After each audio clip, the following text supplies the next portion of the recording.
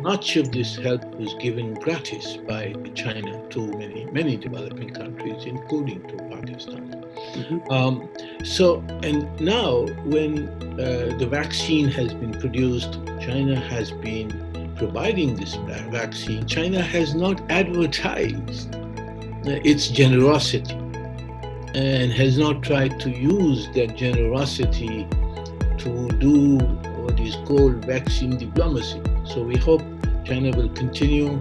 We hope that all developing countries will be able to receive the vaccine as soon as possible and on a basis of equality and equity.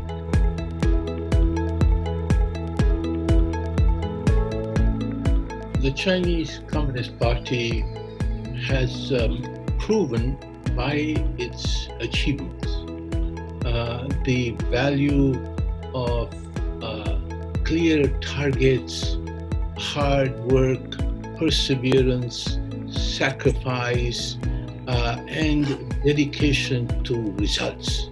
China's success, the success of the Communist Party of China, is a beacon of light for so many countries which are hoping to organize themselves in order to be able to achieve similar goals for their own people.